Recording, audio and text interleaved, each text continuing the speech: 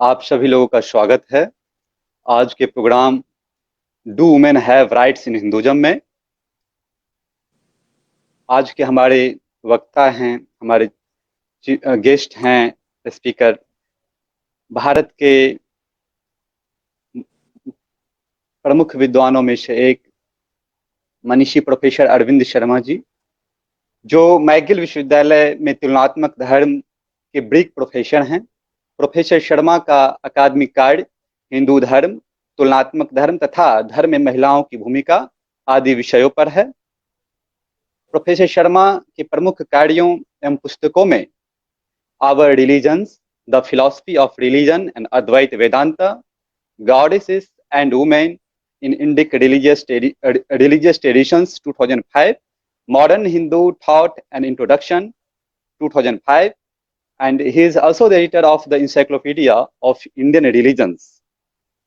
अब हम प्रोफेसर अरविंद शर्मा जी का स्वागत करते हैं, अभिवादन करते हैं कि वो हमें इन प्रमुख विषय पर हम लोगों को मार्गदर्शन करें और हमें अपने मुखारबिंद से हम लोगों को विषयों के विभिन्न रूपों को हमारे सामने लाएं।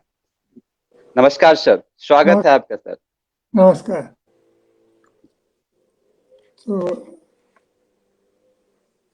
तो मैं भाषण का प्रारंभ जो है मंगलाचरण से करना चाहूँगा। शारदा शारदाम्बोज वदना वदनाम्बुजे सर्वदा सर्वदा अस्माकं सन्निधिं सन्निधिं क्रियात्। तो आज का विषय है हिंदू धर्म में क्या नारियों के अधिकार हैं।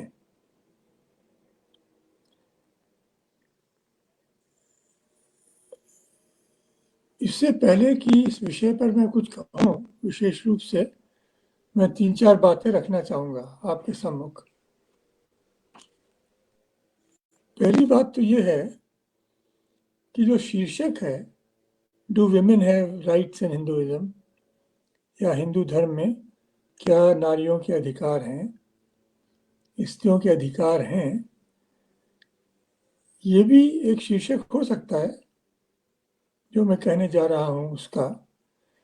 लेकिन उसका ये भी शीर्षक हो सकता है हिंदू धर्म में नारियों के अधिकार, जबकि अब ये मानकर चले कि अधिकार हैं, जैसा कि स्पष्ट हो जाएगा। तो प्रश्न इतना ही नहीं है कि अधिकार हैं कि नहीं, प्रश्न मुख्यतः ये है कि अधिकार क्या है। और ये मैं क्यों कह रहा हूँ? मैं इसलिए कह रहा हूँ कि हम लोगों के चिंतन में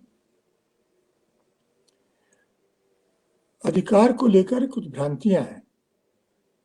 एक भ्रांति ये है कि मनुष्यों, स्त्रियों, सब लोगों के अधिकार की बात जो है वो मुख्यतः पाश्चात्य जगत में शुरू हुई और हमारे यहाँ आई है,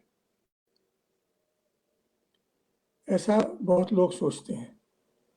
बहुत लोग कहते हैं कि भारत का चिंतन कर्तव्य परायण चिंतन है, अधिकार परायण चिंतन नहीं है।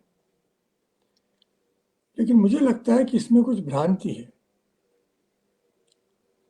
अगर इस प्रश्न को इस परिप्रेक्ष्य में देखा जाए जो मैं प्रस्तुत करने जा रहा हूं,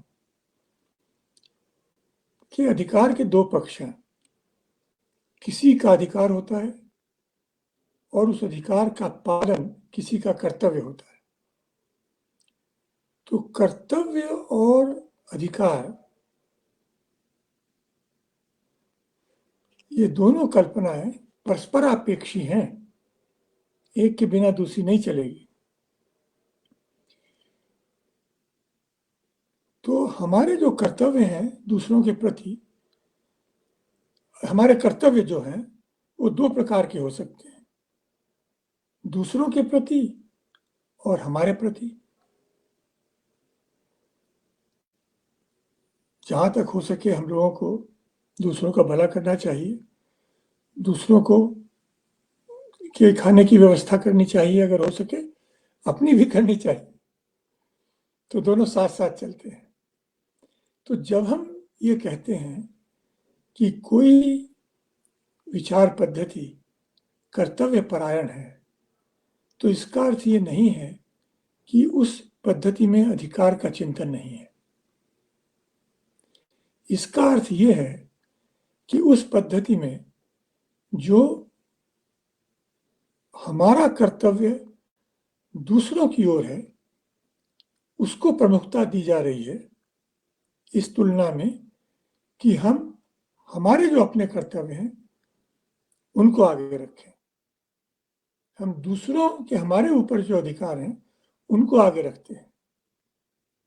इसलिए हम कर्तव्य की बात करते हैं, विशेष रूप से दूसरों के प्रति कर्तव्य की। तो अगर कर्तव्य और अधिकार दोनों कल्पनाएं परस्परापेक्षी हैं, तो ये नहीं कहा जा सकता कि जहां कर्तव्य का चिंतन हो रहा है वहां अधिकार का चिंतन नहीं है। वहां हमारे ऊपर दूसरों के जो अधिकार हैं उस चिंतन को प्रमुखता दी जा रही है, इसलिए वो कर्तव्य परायण बना हुआ है। सो अगर आपसे कोई ये कहे कि हमारे यहाँ अधिकार का चिंतन नहीं है, तो ये उसका भ्रम दूर कर देना चाहिए। जब हम कर्तव्य की बात करते हैं तो हम जो दूसरों के हमारे ऊपर अधिकार हैं उनको प्रमुखता दे रहे हैं, और जो लोग अधिकार की बात करते हैं, जो औरों के ऊपर हमारे अधिकार हैं, हम उसको जब प्रमुखता देते हैं तो अधिकार की बात करते हैं। तो इससे ये भी सिद्ध हो जाता है कि जो हम लोग कर रहे हैं, चिंतन कर रहे हैं, ये पाश्चात्य चिंतन के वश में आकर नहीं कर रहे हैं। ये तो स्वाभाविक चिंतन है कि किसी समाज में हमारा दूसरों के प्रति क्या कर्तव्य है, दूसरों का हमारे प्रति क्या कर्तव्य है। दूसरों का जो हमारे प्रति कर्तव्य है वो हमारा अधिकार बन जाता है, और जो दूसरे के हमारे ऊपर अधिकार हैं वो हमारे कर्तव्य बन जाते हैं। तो इस परिप्रेक्ष्य में सारे विषय को मेरे दृष्टिकोण से देखना चाहिए।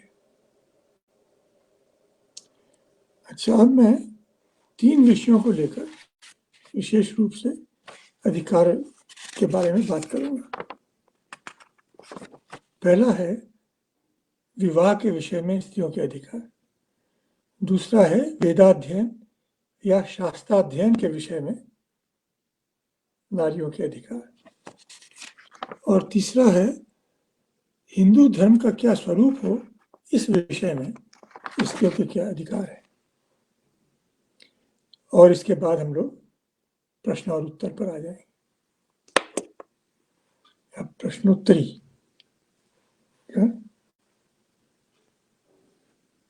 में समय बिताएंगे।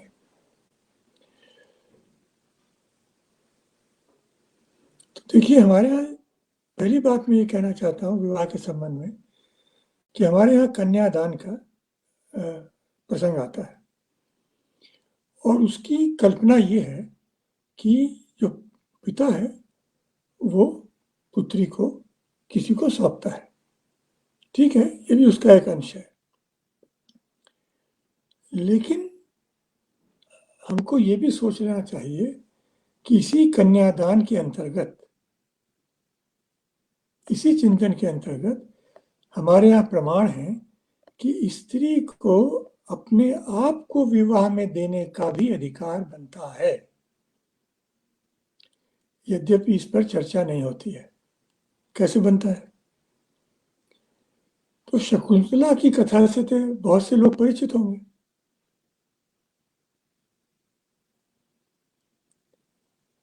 कथा सारांश में यह है कि दुष्यंत राजा हैं, वो शिकार के लिए वन में जाते हैं और एक ऋषि के आश्रम में पहुंच जाते हैं। वहां उनको शकुंतला दिखाई देती है, मिलती है, उनके चित्त को प्रसन्न करती है, और वो उससे गांधर्व विवाह का प्रस्ताव करते हैं। तो शकुंतला कहती है ये महाभारत की कथा है कि मेरे पिताजी कंद फूल लाने के लिए वन में गए हुए हैं, वो भी आ जाएंगे लौट के, उसके बाद वो मेरा कन्यादान करेंगे। तो दुष्यंत उनसे कहते हैं कि इसकी आवश्यकता नहीं है, तुम स्वयं अपना दान कर सकती हो।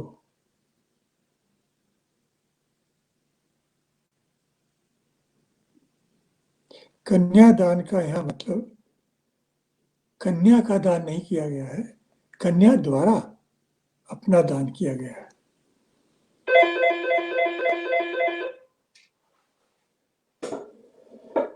जरा क्षमा करें। हेलो,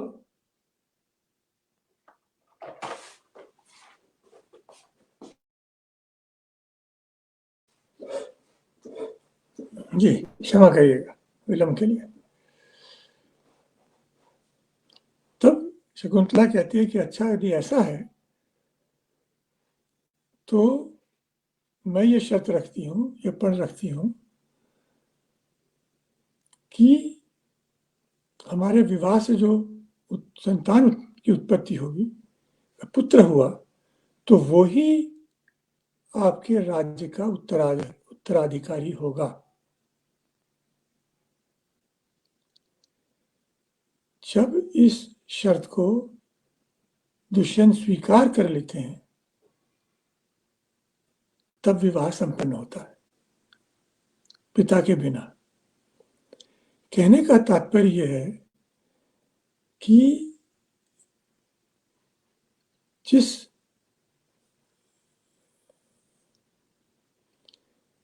संबंध में, जिन लोगों के मिलन से भारत पैदा हुआ, और एक मत के अनुसार तो भारत का नाम ही उन्हीं के नाम से पड़ा, जो उनके विषय की चर्चा है, मूलभूत चर्चा है, इंडिया दैट इज भारत की चर्चा है। और उसी मौलिक प्रसंग में ये बात उठती है कि भरत की माता ने स्वयं कन्यादान के समय अपना दान स्वयं किया। इस युग में हम लोगों को इस पर और चर्चा और विचार करना चाहिए, ऐसा मेरा ध्यान, ऐसा मुझे लगता है। तो ये तो पहली बात हुई कन्यादान के विषय। दूसरी बात आती है कि यदि माता पिता विवाह न कर सकें पुत्री का तो क्या करना चाहिए।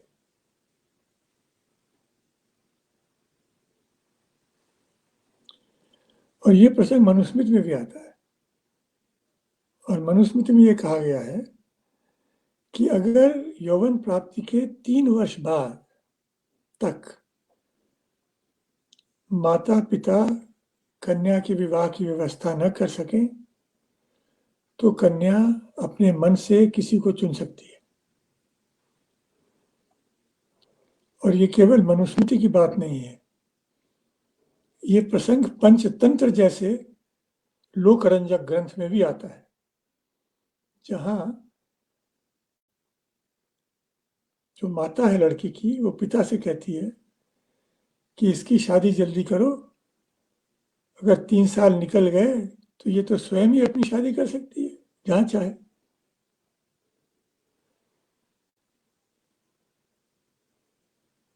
तो इस बात को भी ध्यान में रखना चाहिए। ये दूसरी बात हुई। पहले तो ये हुई कि कन्या अपना दान स्वयं कर देगी, और दूसरी ये हुई कि अगर उसका विवाह माता पिता नहीं कर सकते हैं, नहीं कर पाते हैं या नहीं करना चाहते हैं तो वो स्वयं कर सकती है 3 साल बाद। और इसकी पुष्टि में तीसरी बात मैं कहता हूं कि हमारे यहाँ ये आदर रखा गया है स्त्रियों के सामने सती सावित्री होने का। तो सावित्री के जीवन को अगर आप ये पढ़ें तो जब वो युवती बनती है तो उसके पिता उससे कहते हैं कि बेटी, मैं तुम्हारे लिए पति नहीं ढूंढ सकता, क्योंकि तुम्हारे तेज के डर से लड़के भाग जाते हैं, तुम्हारा तेज नहीं संभाल पाते। संस्कृत शब्द का प्रयोग किया है, तेजसा अपवारिता। तो तुम स्वयं अपने पति को चुन लो। फिर पूरा प्रसंग है, आप लोग उससे अवगत होंगे पहले ही। और ये भी ध्यान रखिएगा कि जब वो सत्यवान मृत्यु के मुख में जाते हैं, कथा के अनुसार तो मर जाते हैं, फिर उनमें प्राण संचार होता है बाद में, फिर तो मर जाते हैं। तो सावित्री सती का तो सोचती भी नहीं है, सती बनने की तो बात ही नहीं है। जो कोई समझे कि धर्मपरायण नारी को ये सोचना चाहिए कि वह पति की मृत्यु हो गई, और ये लोग तो क्षत्रिय वर्ग के थे, तो बात और भी लागू होती है। ये सब कुछ नहीं है। सावित्री का जीवन अवश्य आप लोग पढ़ें, कि हम लोग जो समझते हैं कि स्त्रियों को करना चाहिए, उसकी उल्टी बातें हैं उसमें। उनके माता पिता ने पुत्र की प्राप्ति के लिए यज्ञ किया, पुत्री प्राप्ति हुई। लोग कहते हैं कि माता पिता के मत के अनुसार विवाह करना चाहिए, या उसने स्वयं पति को चुना। मरने पे सती की बात नहीं है, क्रांतिकारी व्यक्तित्व है, इस पर विचार करना चाहिए। खैर, विषय से अलग हो रहा हूँ, तो वापस आता हूँ। अब मैं दूसरी बात पे आता हूँ, वेदाध्ययन और शास्त्राध्ययन का जो अधिकार है स्त्रियों। तो आपने बहुत सुना होगा कि हमारे यहाँ जो है स्मृतियों के अनुसार स्त्रियों को वेदाध्ययन नहीं करना चाहिए, इस तरह की बातें हैं, और हैं भी, लेकिन सब स्मृति ग्रंथ ऐसा नहीं कहते। तो मैं आपको प्रमाण देना चाहता हूँ कि हमारे यहाँ ऐतिहासिक प्रमाण है कि हमारे इतिहास में स्त्रियों ने सर्वदा वेदाध्ययन और शास्त्राध्ययन किया है, और अब भी कर रही है। क्या प्रमाण है? पहला प्रमाण मैं ऐत्रेय उपनिषद से देना चाहता हूँ। ऐत्रेय उपनिषद तो उपनिषद है, वेद का अंग है, इसमें तो कोई शंका की बात नहीं है। ऐत्रेय उपनिषद में प्रसंग आता है कि व्याख्यान चल रहा है, व्याख्यान के बीच में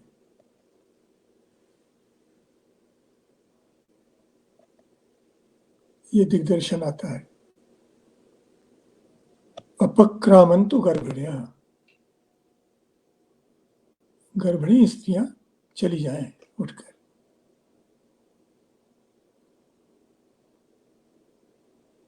उसके बाद संतान उत्पत्ति के विषय की चर्चा है। जब वो चर्चा समाप्त होती है तब दिग्दर्शन आता है,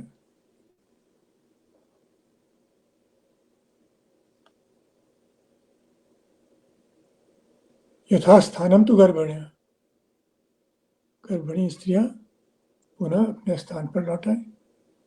इसका क्या अर्थ हुआ कि भाई जब वैदिक व्याख्यान चल रहा था, उपनिषद है, तो स्त्रियां वहां पर थी, वर्तमान थी, तभी तो उठाई जाएंगी। वर्तमान थी, सुन रही थी, गर्भिणी स्त्रियां भी सुन रही थी, सामान तो सुन ही रही हो।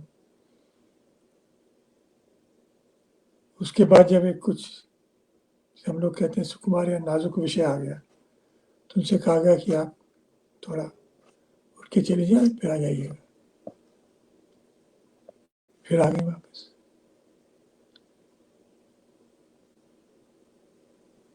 तो सीधा अधिकार बनता है।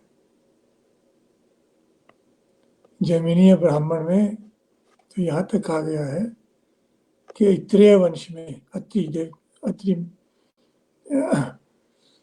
जो प्रसिद्ध हमारे यहाँ ऋषि हैं, उनके वंश में स्त्रियों मंत्रधारा आसन, मंत्र की दासी, स्त्रियों ने मंत्र देखे, मंत्र दृष्टा रही, मंत्रकृता। तो ये सिद्ध हो गया।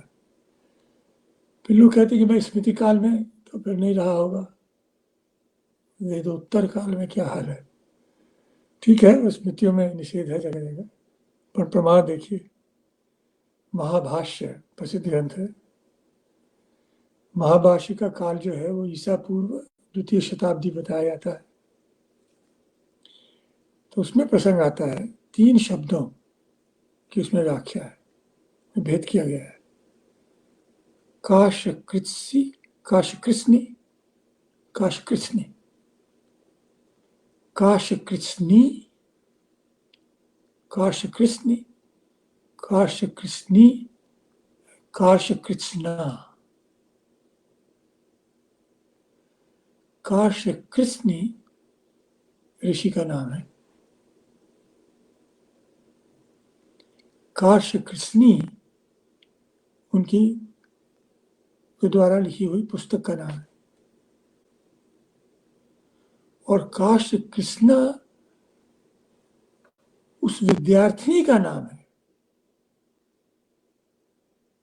जो उस शास्त्र में निपुण है। ये काशकृत्स्ना शब्द की उत्पत्ति है। इसका अर्थ क्या हुआ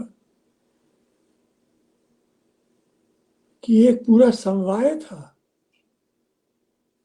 वर्ग था ऐसी स्त्रियों का जो इस ग्रंथ में नैपुण्य प्राप्त करती थी, एक दूसरी नहीं। ये तो स्मृति काल का प्रसंग है, ईसा पूर्व 2वीं शताब्दी। फिर आइए आप शंकराचार्य के समय, इसको 8वीं शताब्दी में को निर्धारित किया लोगों ने। तो जो शंकराचार्य और मंडन मिश्र का किंतु विवाद का प्रसंग है, उससे भी आप लोग परिचित होंगे।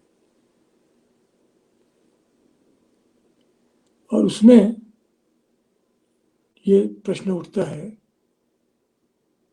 कि भाई जब इन दोनों में विवाद होगा, दोनों दिग्गज हैं, तो इसमें निर्णय कौन करेगा? न्यायाधीश की तरह से कौन बैठेगा? तो अंत में मंडन मिश्र की पत्नी को स्थान दिया जाता है। तो पत्नी इतनी विदुषी रही होंगी कि मंडन मिश्र के सिद्धांत और शंकर के सिद्धांत दोनों को जानती होंगी अच्छी तरह से। ये कैसे हो सकता है अगर वो वेद और शास्त्रों का अध्ययन न कर सके? उसके बाद 14वीं शताब्दी में तमिलनाडु प्रदेश से तिरुक्कोरीनादासे स्वामी पुष्करिणी संस्कृत रूप में मिलता है। तिरुक्कोनेरी दासी का प्रसंग आता है, जिन्होंने नम्मालवार के प्रसिद्ध ग्रंथ पर तिरुवायमोड़ी पर टीका लिखी तमिल भाषा में। उसमें वैदिक उदाहरण दिए हैं उपनिषद के।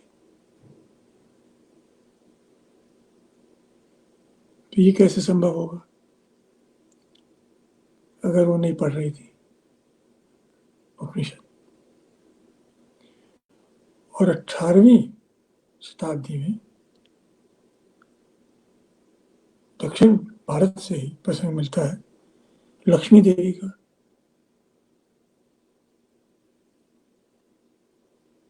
जो भारत की विधि परंपरा है, वैधानिक परंपरा, हिंदू धर्म की, उसमें प्रसिद्ध ग्रंथ है मिताक्षरा,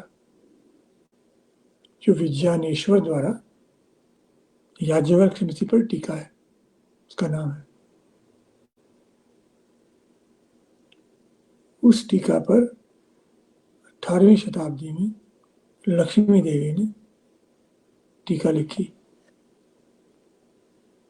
ये कैसे लिख सकती थी अगर शास्त्राध्ययन नहीं कर सकती थी?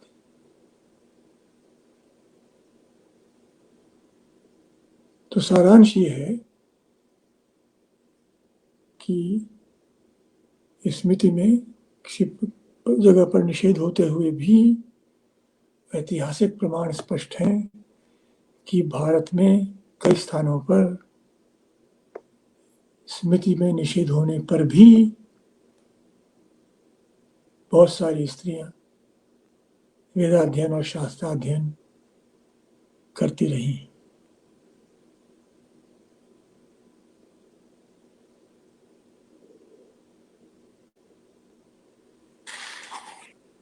और उनकी तो मैं उसमें स्मृति आदि की तो चर्चा भी करना अनावश्यक समझता हूँ, जिसमें ये प्रमाण मिलते हैं कि स्त्रियों ने भी ऐसा अध्ययन किया है। ये विकल्प है, विकल्प मत है और उन्हें करना चाहिए।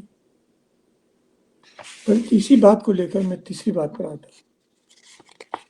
हिंदू धर्म के निर्णय में धर्म क्या है, इसमें स्त्रियों को क्या अधिकार? इसमें बड़ा अच्छा प्रसंग आता है आपस्तम्भ धर्म सूत्र में।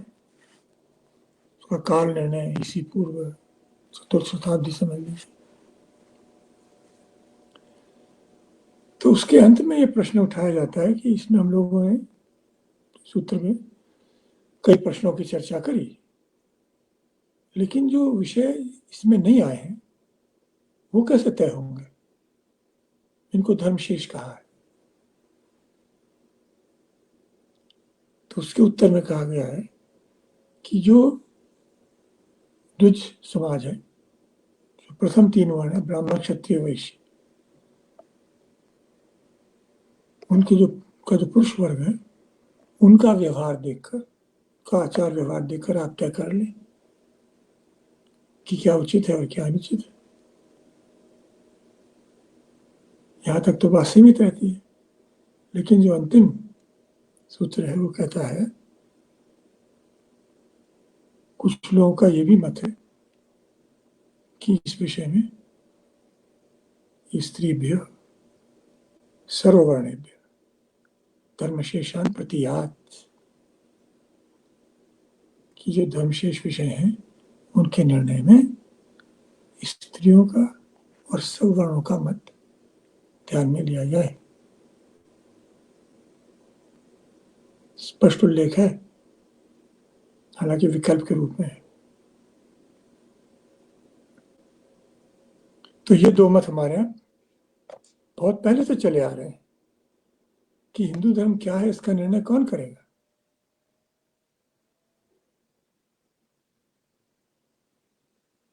उन विषयों का जो स्पष्ट नहीं है।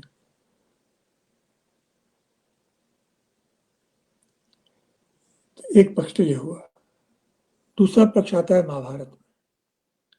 महाभारत के जो यक्ष प्रश्न है वो बहुत प्रसिद्ध है। उन्हीं यक्ष प्रश्नों में एक प्रश्न जो हमारा ग्रंथ है, जो इसका पाठ होता है महाभारत का, उसमें एक प्रश्न यक्ष करता है कि श्रुतयो विभिन्ना स्मृतो विभिन्ना। श्रुति में भी, वेदों में आपस में भेद है, अंतर्भेद है, अंतर्विरोध है। स्मृतियों में भी, स्मृतियों में तो स्पष्ट हो गया, श्रुतियो विभिन्ना स्मृतियो विभिन्ना नैको मुनिर्यस्य वचः प्रमाणम। एक कोई मुनि ऐसा नहीं है कि जिसका वचन सब लोग प्रमाण रूप स्वरूप करें, स्वीकार करें। धर्मस्य तत्वम निहितम गुहाया। धर्म का जो तत्व है वो एक गुहा में छिपा हुआ है, मतलब अंतरित है, छिपा हुआ है। महाजनों ये न गता सबंध, उसी मार्ग से जाओ जिससे महाजन गए, क्षमा करें, महाजन गए। महाजन के 2 अर्थ यहाँ किए जा सकते हैं। कि जो बड़े लोग गए। तो ले लीजिए पहला विकल्प अपस्तंभ धर्मसूत्र का, द्विज द्विज लोग। दूसरा अर्थ है महाजन का अर्थ सिर्फ जो बड़े लोग हैं वो नहीं है, जो बहुत सारे लोग हैं वो जिस मार्ग से जा रहे हैं, मतलब जनता जनार्दन। तो जनता जनार्दन किनकी है भाई? आधी स्त्रियां आधे पुरुष हैं।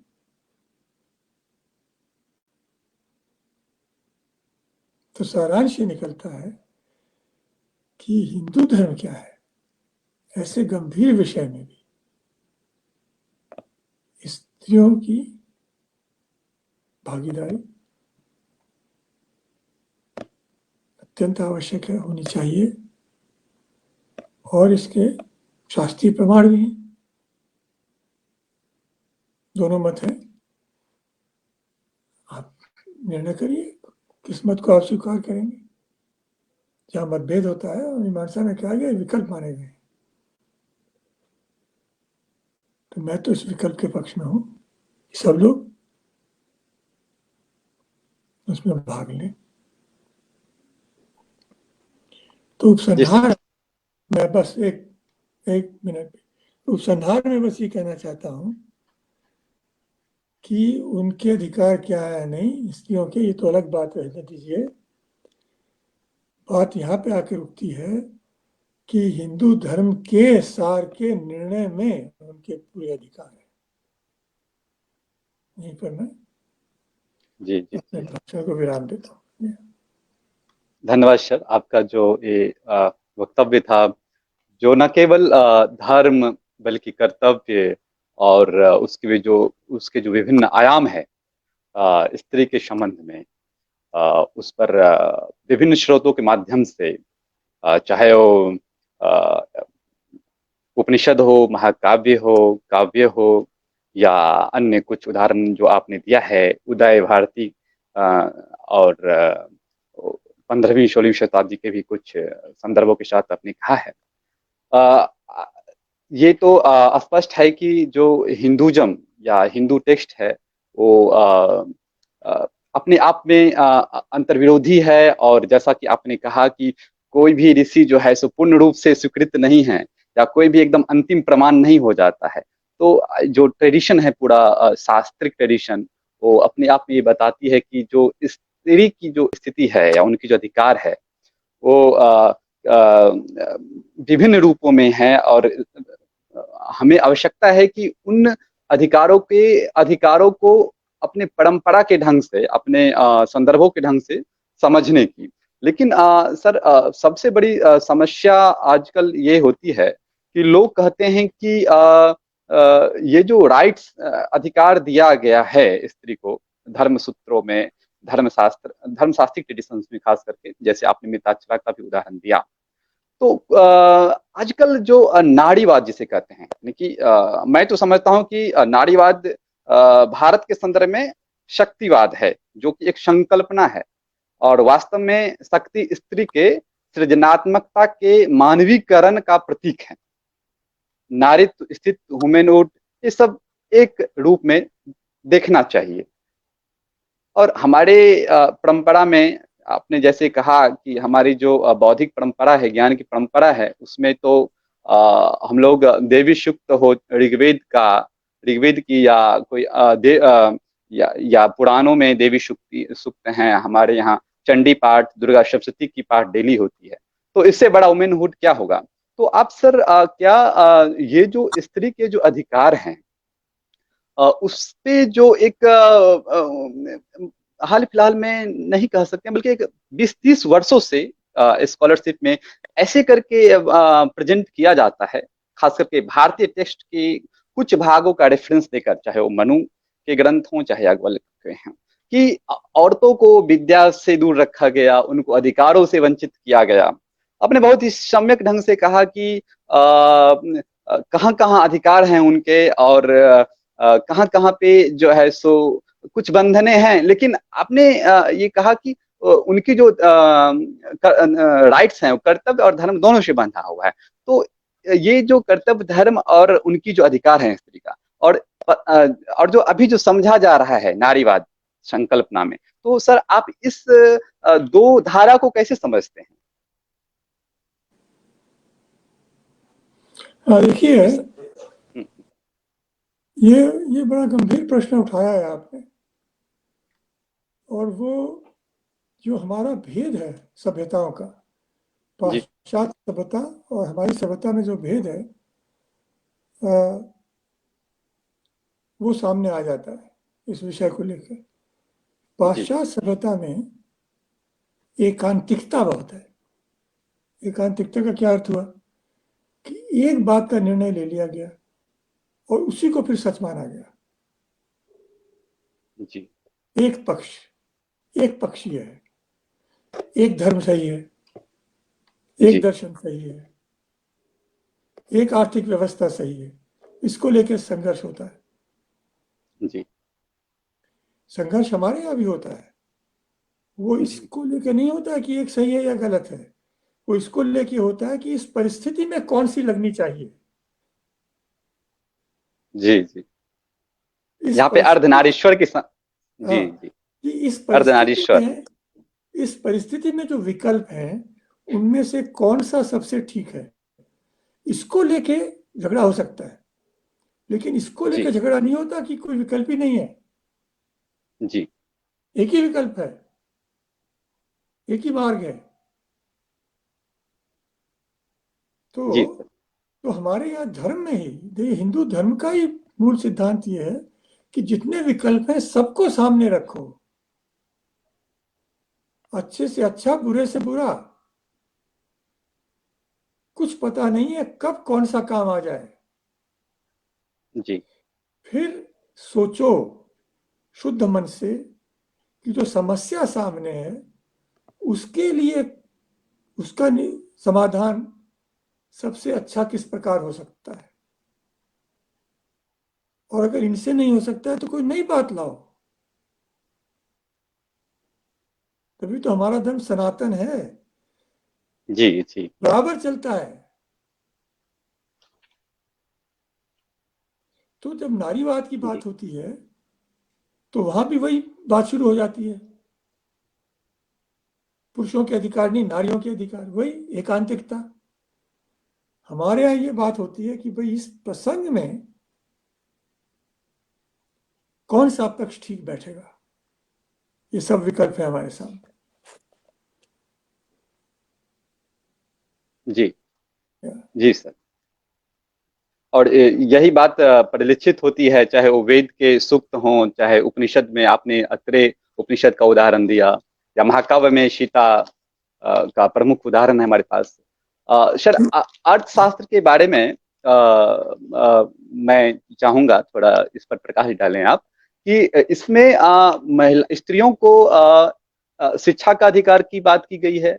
उनको जो है सो एक तरह से प्रोटेक्शन में काम मिलता था उस समय में। वो राजा के प्रोटेक्शन में काम करती थी, राजा अंतःपुर में काम करती थी राजा को सुरक्षा प्रदान करने के लिए। और आर्टिजन्स थी, और कुछ लोग साधु हैं। तो इस प्रकार की आपने जो कहा कि हमारी जो पश्चिम वर्ल्ड की जो दर्शन है, जो हमारी जो ग्रंथ, हमारी जो परंपरा है, उसमें एकांतता नहीं है, तो ये इसी बात का तो पुष्टि करता है कि हम लोग की जो परंपरा है वो बहुत सारे बातों को एक साथ लेकर चलने की परंपरा है।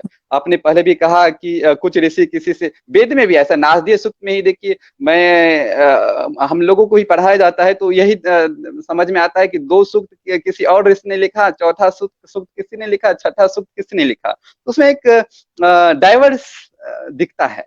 तो आप अर्थशास्त्र के बारे में, अर्थशास्त्र में जो अधिकार हैं महिलाओं को दिया हो, उस पर कुछ बताइए।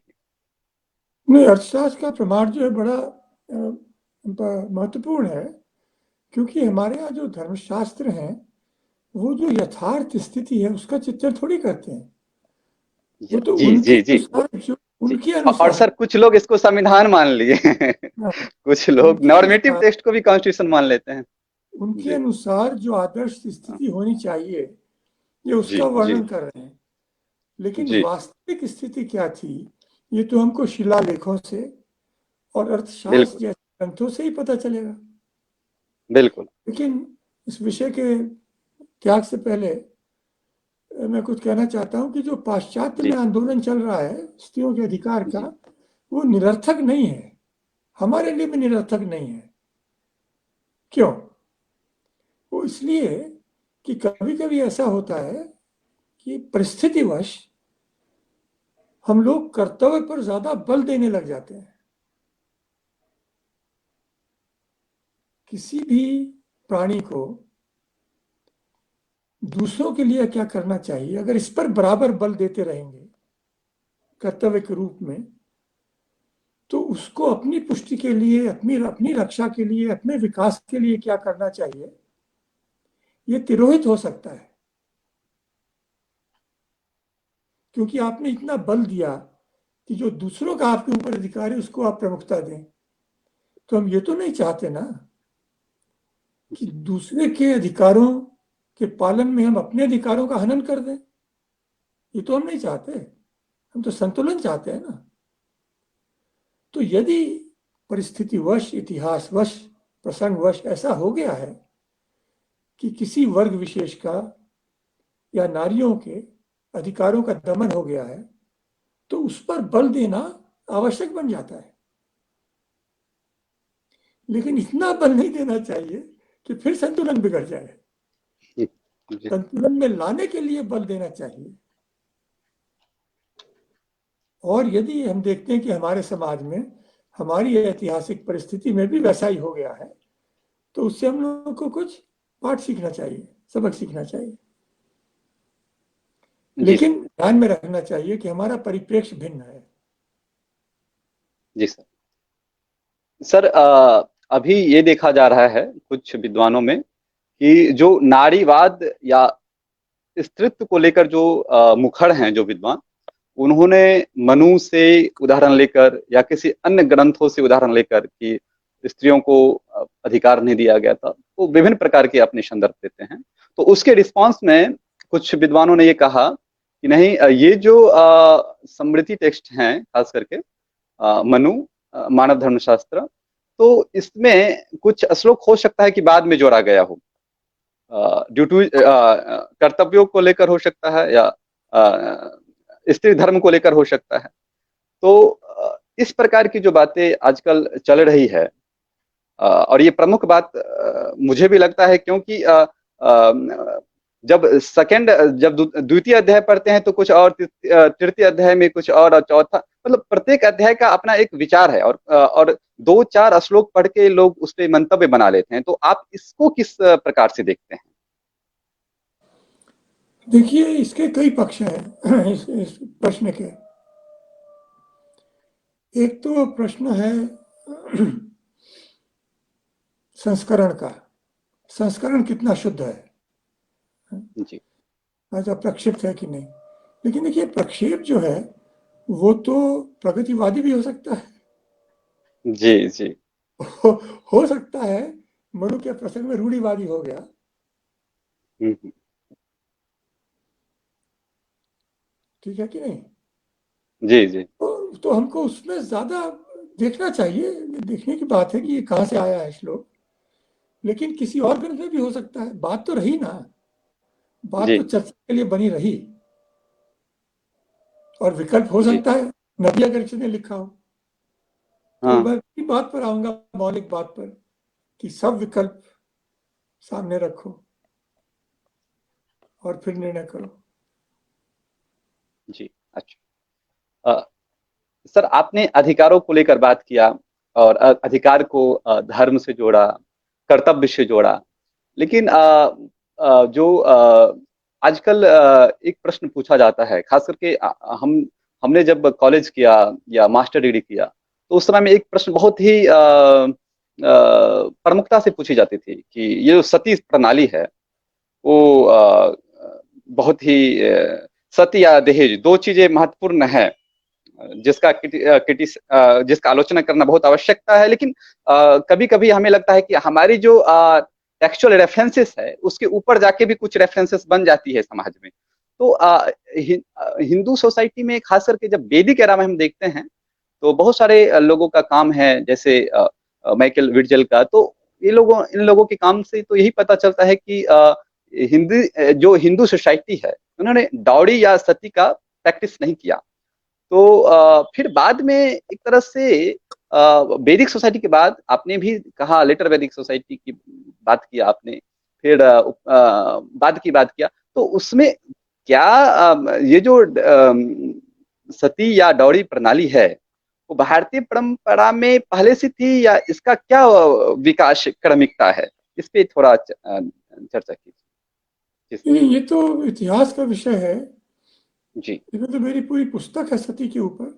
जी जी जी जी, आपका एक पुस्तक है पूरा, हाँ, मैंने पढ़ा है सर। तो और दाऊरी पे तो अधिक विचार नहीं किया है मैंने विशेष रूप से, लेकिन सती पर तो किया है। जी लेकिन मैं तो प्रश्न के जो बात हम लोग को समझनी चाहिए इसमें यह है कि ये हो या कोई और प्रथा हो या कोई हम्म नई प्रथा निकल आए, हम्म सबके चिंतन में जो हम लोग का मूल चिंतन है कि ये सब विकल्प हैं और कौन सा विकल्प इस समय के लिए ठीक है, ये मूल चिंतन तो वही रहेगा।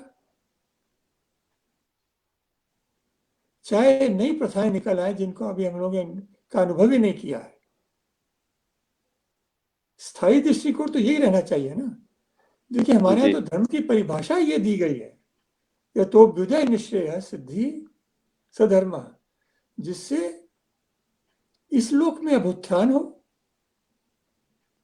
इस लोक में उत्थान हो और परलोक की प्राप्ति हो, वही धर्म है, जी वही धर्म है।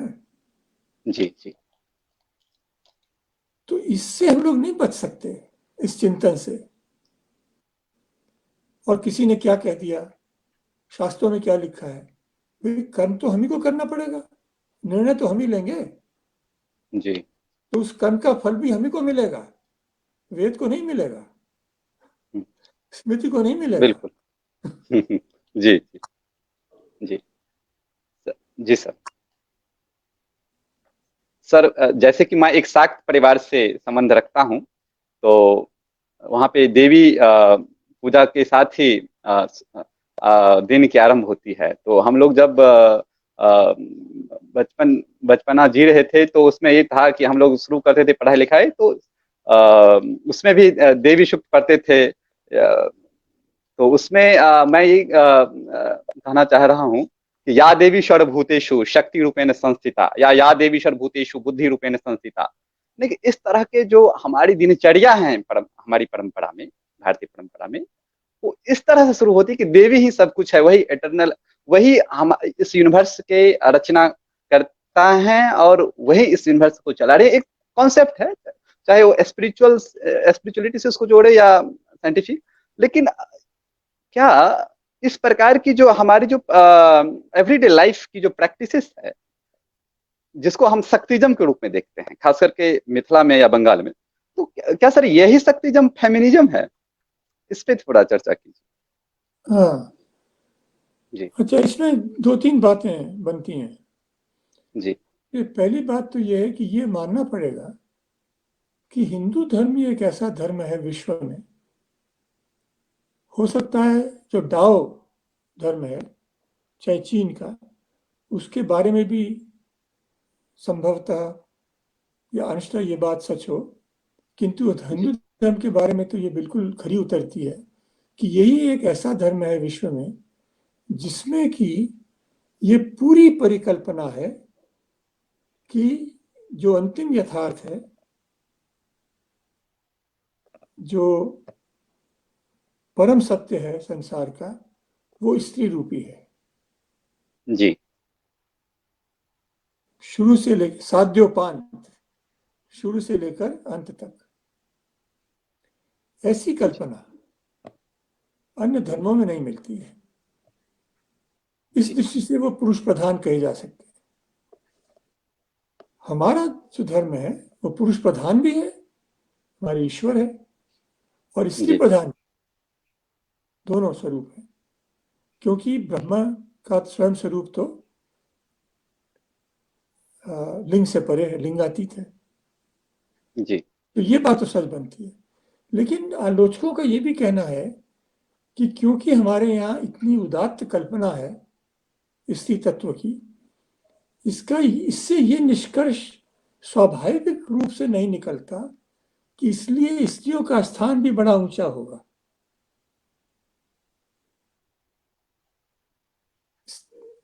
इसकी इसकी संभावना बनती है, माना, लेकिन है कि नहीं, ये तो प्रमाण पे आधारित है।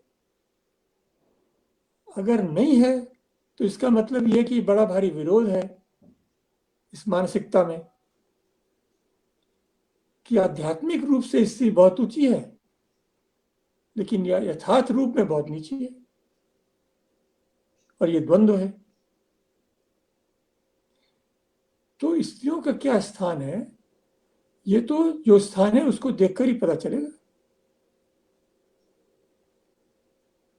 क्या उनको पूरे अधिकार हैं? क्या जिस तरह की पढ़ाई पुरुष कर सकते हैं स्त्रियां कर सकती हैं? जब ये सब समाज में है तब हम मान सकते हैं कि हाँ, ये जो उदास कल्पना थी हमारी, ये यथार्थ में भी, जी जो परमार्थ था वो यथार्थ में भी जी लाया गया। हाँ, जी हाँ जी सर। सर एक प्रश्न आया है हाँ, कमेंट बॉक्स में, डॉक्टर हाँ, रानी पूछिए। झा जी का, जो कि एक प्रसिद्ध मिथिला पेंटिंग आर्टिस्ट हैं, और देश विदेशों के विश्वविद्यालय में मिथिला पेंटिंग पढ़ाई हैं, सिखाई हैं लोगों को। उनका प्रश्न ये है सर कि पराशर स्मृति में क्या मनु स्मृति से ज्यादा उदारता की बातें की गई है महिलाओं के बारे में? हाँ, पराशर उन स्मृति में एक जी श्लोक है जिसको देखकर लोग कहते हैं कि ईश्वर चंद्र विद्यासागर उछल पड़े थे, लोग ये कहते हैं। अच्छा। वो श्लोक है कि वो उस श्लोक के अनुसार स्त्री को विवाह विच्छेद का अधिकार मिल जाता है। जी जी जी और वो बड़ा प्रसिद्ध श्लोक है कि पंचत्सु आपस्सु नारीणाम पतिरन्यो विधीयते। इन 5 अवस्थाओं में एक स्त्री दूसरा पति कर सकती है। जी नष्टे, मृते, प्रव्रजिते, क्लीबे च पतिते पतौ। गायब हो गया हो पति, मर गया हो, उसने संन्यास ले लिया हो, वो नपुंसक हो, और जी बहुत नैतिक रूप से गिरा हुआ हो, इन 5 अवस्थाओं में स्त्री पुरुष का, पति का त्याग कर सकती है। परित्याग कर सकती है। जी हाँ, जी जी लेकिन ये बहुत लोग को अ, बात खली, जी तो कुछ बात, जैसे आपने पाठांतर की बात करी, प्रक्षेप की जी बात की, तो कुछ लोगों ने इसको इस तरह से प्रस्तुत किया, पतिरन्यो न धीयते, ये होने पर भी वो जी अन्य पति न करे। तो ये खेल तो चल रहा है। लेकिन हाँ, पराशर स्मृति में, या तो ये बात जो आप कह रही हैं, ये इस हद तक, इस सीमा में सिद्ध होती है। जी सर। सर जैसे कि आपने कालिदास के लेखनों का उदाहरण दिया, और यहाँ एक शूद्रक का जो मृच्छकटिकम नाम का जो प्रमुख ग्रंथ है, उसमें भी तो यही दिखता है कि कैसे एक औरत, एक स्त्री जो है सो अपने उनके पास पॉलिटिकल पावर है, इकोनॉमिक पावर है, और उसको एंजॉय करती हैं। और चाहे वो और उसी के कुछ शताब्दियों के बाद की जो हर्षचरित है, उसमें भी इस प्रकार की जो अनेक संदर्भ देखने को मिलती है। तो क्या सर ये जो एक धारा है, मतलब मैं ये कहने का कोशिश कर रहा हूं कि जो कर्तव्य धर्म, आपने जैसा कहा कि कर्तव्य धर्म और अधिकार, ये तीनों मिला हुआ है, तो क्या यही जो है सो इंडियन वुमेनहुड है? अगर ट्रेडिशनली देखे तो, मॉडर्न रूप से अलग हो सकता है, अगर ट्रेडिशनली देखे तो। नहीं, ये हम लोग कह सकते हैं कि अगर हम लोग भारतीय धर्म और दर्शन के परिप्रेक्ष्य में, अगर स्त्रियां भारतीय स्त्रियां हैं, जी तो वो ये कह सकती हैं कि हमारा परिप्रेक्ष्य ऐसा है कि जो सब चीज़ों को लेके चलता है, जैसे हम लोगों ने शुरू में चर्चा करी। जी और पाश्चात्य में ये बड़ी प्रवृत्ति है, ये अक्सर देखने को मिलती है। तो एक ही अर्थव्यवस्था, अब या कम्युनिज्म या कैपिटलिज्म, हर जगह ऐसी प्रवृत्ति हो जाती है उनकी। और हमारी प्रवृत्ति दूसरी है कि वो विकल्प के रूप में चलता है। तो इसमें जो है दोनों के मिलने का स्थान भी बन जाता है, मिलने की संभावना भी हो जाती है कि हाँ, आज के युग में स्त्रियों के अधिकारों को प्रमुखता देनी चाहिए। जो पाश्चात्य जगत है वो निरुपाधिक रूप में ऐसा कर रहा है, ये हमको करना हमारे लिए आवश्यक नहीं है, क्योंकि हम सब चीज़ को साथ लेके चलते हैं। जी लेकिन हमारे यहाँ इसकी अवहेलना, हमारे यहाँ भी इसकी अवहेलना हुई है, तो उसको दूर करना चाहिए। तो ये तो बड़ी अच्छी बात है। जी जी सर। सर एक जो 1980 के बाद जो भारत में क्रांति आई, टीवी क्रांति, लोगों ने टीवी के माध्यम से रामायण महाभारत और अन्य जो टेक्स्ट आधारित टेक्स्ट आधारित जो मिथोलॉजिस पे जो बना हुआ फिल्म है उसको देखते हैं, जैसे कि शिव पुराण पे भी बना हुआ है, विष्णु पुराण पे भी बना हुआ है। तो क्या ये इन सब सीरियल्स के आधार पे क्या आपको ऐसा लगता है कि इन सीरियल्स में एक तरह से जो पुरुष जो सर्वोच्चता है, कहीं ना कहीं उसको साबित करने का कोशिश किया गया? क्योंकि चाहे सीता का रोल हो रामानंद सागर के रामायण में, चाहे द्रौपदी का रोल हो, तो स्त्री को एक अबला के रूप में, मतलब एकदम डिफरेंस लगता है, जो एक टेक्स्ट में दिखता है और जो उस टीवी पर दिखता है, तो उसमें बहुत डिफरेंस है। तो आप इसको कैसे देखते हैं सर? नहीं, अबला रूप में प्रस्तुत करना तो ठीक नहीं होगा। जी तो इस प्रसंग में तो मुझे याद आता है एक श्लोक, कश्मीर शैव परंपरा में माना जाता है। हाँ, देखिए याद आता है कि नहीं पूरी तरह से। या सिद्धि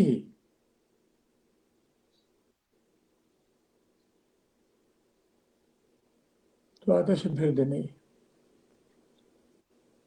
या सिद्धि संवत्सरात् प्रोक्ता, या सिद्धि संवत्सरात् अच्छा प्रोक्ता ई पुंसाम भयात्मनाम। या सिद्धि संवत्सरात् प्रोक्ता यह पुंसाम भयात्मनाम, जो इस जगत में भयपूर्ण मनुष्य पुरुष एक साल में सिद्ध करते हैं। सा सिद्धि सत्वयुक्ता नाम स्त्री नाम द्वादश दिन, जो काम पुरुष एक साल में करते हैं वो स्त्री 12 दिन में कर देती है। तो ये तो अबला अबला का इसमें की कल्पना नहीं हुई, तो उल्टा हो गया। जी जी जी जी अ, जी, मेरा संदर्भ था कि मतलब जो टीवी पे दिखाया जा रहा है उससे लोगों को ऐसा लगता है कि नारियों को अबला के रूप में प्रेजेंट किया जा रहा है। ये तो वही मैं कह रहा उसी हूँ के ना साथ कि ये जी जी ये तो एकांगी चित्रण हो गया। जी जी, हमारे निसंदेह। परंपरा वैसे भी भाई, हम लोग बात करते हैं कि साहब पुत्र प्राप्ति के लिए लोग प्रयत्न करते हैं, लेकिन स्कंद पुराण में श्लोक है, दश पुत्र समा कन्या, एक कन्या 10 पुत्रों के बराबर है। जी तो ये चित्रण जो है, ये ये पूरी तरह से करना चाहिए। ये आंशिक चित्रण ठीक नहीं है, और अबला का चित्रण तो बिल्कुल ही ठीक नहीं है। देखिए जी अबला ये तो निरर्थक है। सारी हमारी जो हिंदू परंपरा है जिस पर हमको इतना गर्व है, तो ये कहाँ इसकी रक्षा हुई? तो इसकी रक्षा तो हमारे घरों में हुई ना। बिल्कुल, कुलदेवी के रूप में। नहीं नहीं, जी घरों में मतलब ये कि हम्म, बाह्य जगत में तो औरों का राज था। पहले मुगल साम्राज्य हो गया, उसके बाद ब्रिटिश साम्राज्य हो गया। जी तो छह हजार, ना 600 700 साल फिर कहाँ हुई परंपरा की रक्षा? घरों में हुई ना, घरेलू जीवन में हुई। जी तो घरेलू जीवन कौन चलाता है? स्त्री, महिला, बिल्कुल। तो सारी धर्म रक्षा तो वहां हुई है। जी जी सर। सर, महाकाव्यों में रामायण, महाभारत या रघुवंशम या उसके बाद भी जो ग्रंथ हैं, या हमारे जो लोक गाथाएं हैं, लोक परंपराएं हैं भारत के विभिन्न क्षेत्रों में, और उन क्षेत्रों में विभिन्न प्रकार के गॉडेसेस के कल्ट्स हैं जो कि समय के साथ दुर्गा के रूप में मर्ज्ड हो गई। और अभी भी हम देखते हैं कि जब अष्टमी का दिन आता है नवरात्रि में, तो लोग कुमारी भोजन करवाते हैं, कुमारी भोजन करवाते हैं और बड़ी श्रद्धा से करते हैं। तो ये जो फैमिली ट्रेडिशन के साथ साथ जो एक कल्चर मेंटेन हो रहा है सोसाइटी का, तो इसको आप कैसे देखते हैं, किस प्रकार से देखते हैं? मैं प्रश्न समझा नहीं, अंत में क्या जी आवंटन जी आवंटन? अ, जी, मेरा प्रश्न सर ये था कि जो कुल देवी का जो परंपरा है हाँ भारत के विभिन्न क्षेत्रों में, और हाँ जो विभिन्न देवियां जो कि दुर्गा के रूप में समय के साथ उभरी या मर्ज्ड हुई उनमें, हाँ। तो इस सब प्रक्रिया को क्या जो भारतीय जो संकल्पना है स्त्रीवाद की, उसको किस प्रकार से अभी जो है, अभी की जो चैलेंजेस है, उसको कैसे देखती है? तो देखिए, इस विषय में तो जो हमारे यहाँ देशी और मार्गी का भेद किया गया है, जी देशी और मार्गी, अ, विशेषकर संगीत में या नृत्य जी में, जो एक क्षेत्रीय हो और जो भारत व्यापी हो, या जैसे समझ लीजिए संस्कृत भाषा और हमारी प्रादेशिक भाषाएं, इनमें हमेशा आदान प्रदान चला है। जी सर। देखिए, जहाँ जैसे कई भाषा शास्त्री कहते हैं कि जहां जहां अंग्रेजी जाती है वहां और भाषाओं को नष्ट कर देती है। ये जहां जहां संस्कृत गई, ये कभी नहीं हुआ, जी क्योंकि हमेशा कल्पना रही है कि देशी मार्गी साथ साथ चलते हैं, आदान प्रदान के साथ। देखिए, तमिलनाडु में संस्कृत और तमिल कितनी सदियों से साथ साथ चल रही है,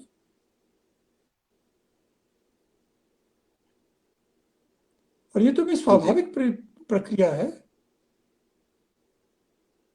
कभी स्थानीय होने में लाभ है, कल्याण है,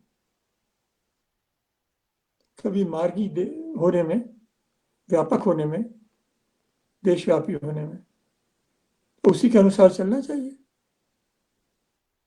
जी विकल्प का यहाँ ये अर्थ नहीं है कि एक ही को उनमें से चुना जाए। विकल्प का ये अर्थ है कि समय समय पर किससे कल्याण होगा उसको चुना जाए, जी सर। या सर अब दोनों की रक्षा एक करें। अंतिम जी सर। सर, एक अच्छा, लोग अंतिम प्रश्न प्रश्न पूछ। हाँ, लोग जो प्रश्न हाँ पूछते हैं हाँ। उनको आगे, हाँ, कृपया आगे रखें। जी सर। हाँ जी सर। जी सर। हाँ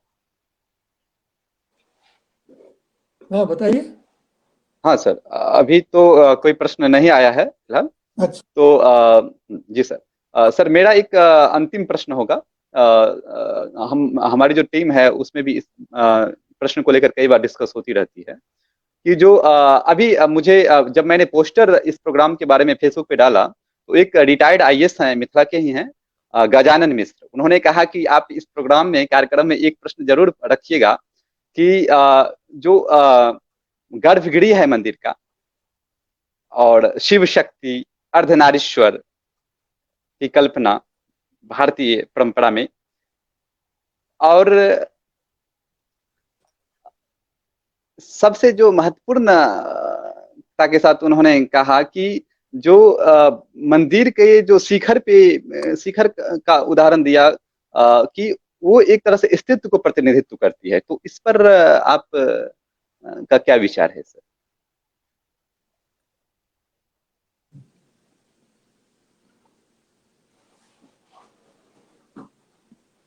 देखिए, जो उसकी कल्पना है, मंदिर की कल्पना है, जी उसके मूल में ही एक पुरुष की कल्पना है। पुरुष कह लीजिए या स्त्री कह लीजिए, मानव। हम्म, तो पूरा चिंतन ही मंदिर का मानवाश्रित है। और मानव पुरुष और स्त्री दोनों होते हैं, तो दोनों अंश उसमें हो, ये तो कोई आश्चर्यजनक बात नहीं होनी चाहिए। जी सर।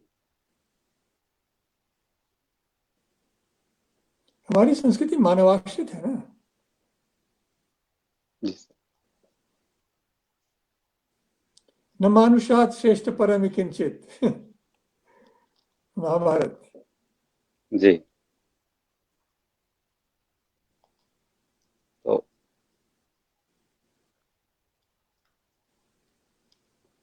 तो सर, इसके साथ ही मैं, क्योंकि अब समय हम लोगों को इजाजत नहीं दे रही है, 1 घंटा से ऊपर हम लोग आ गए हैं। तो हम आपको बहुत बहुत धन्यवाद करते हैं कि आपने अपना बहुमूल्य समय दिया और बहुत ही महत्वपूर्ण विषय पर विभिन्न स्रोतों के माध्यम से हमें एक ज्ञान की गंगा में स्नान करवाए हैं। आपको बहुत बहुत धन्यवाद सर। आगे भी हम लोग आपके मार्गदर्शन में रहेंगे। धन्यवाद सर। प्रणाम।